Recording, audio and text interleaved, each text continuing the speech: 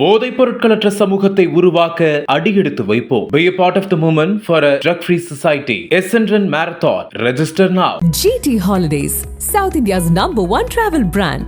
You know you are special when you're with GT Holidays. Donald Trump கடந்த ஜனவரி 20ஆம் தேதி அமெரிக்காவின் 47வது அதிபராக பதவியேற்ற போது பல அதிரடி அறிவிப்புகளை வெளியிட்டார். அமெரிக்காவில் இனி ஆண் பெண் என இரு பாலினம் மட்டுமே அங்கீகரிக்கப்படும், உலக சுகாதார அமைப்பிலிருந்து அமெரிக்கா வெளியேறுவதற்கான உத்தரவு, சட்டவிரோத குடியேற்றத்தில் புதிய கட்டுப்பாடுகள், பிறப்புரிமை அடிப்படையில் குடியுரிமை ரத்து என பல்வேறு நடவடிக்கைகளை மேற்கொண்டு வருகிறார். டொனால்ட் ட்ரம்பின் இச்செயல்கள் மற்ற நாடுகளை அதிர்ச்சியடைய வைத்திருக்கிறது. அதன்படி அமெரிக்காவில் சட்டவிரோதமாக குடியேறியவர்களை கையாள்வதில் கடுமையான கொள்கைகளை அறிவித்தார்.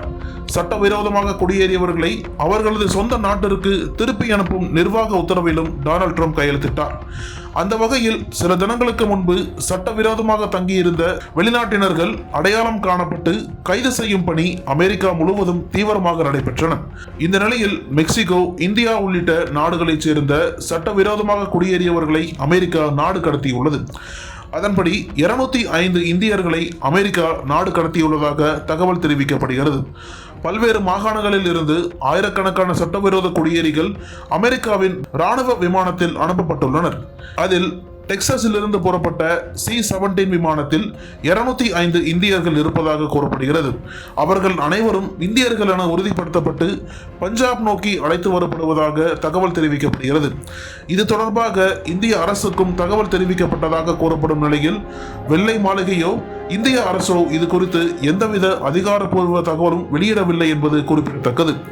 முன்னதாக அமெரிக்க வரலாற்றில் மிகப்பெரிய நாடு கடத்தலை மேற்கொள்ளவிருப்பதாக ட்ரம்ப் பதவியேற்கும் போது உறுதியளித்திருந்தார். அதன் ஒரு பகுதியாக அமெரிக்க குடிவரவு மற்றும் சுங்க அமலாக்கத்துறை சட்டவிரோதமாக குடியேறியவர்களை நாடு கடத்துவதற்காக சுமார் 1.5 மில்லியன் நபர்கள் அடங்கிய பட்டியலை தயாரித்துள்ளது. அவர்களில் கிட்டத்தட்ட 18,000 பேர் இந்திய நாட்டினர் என்பது தெரிய வந்துள்ளது.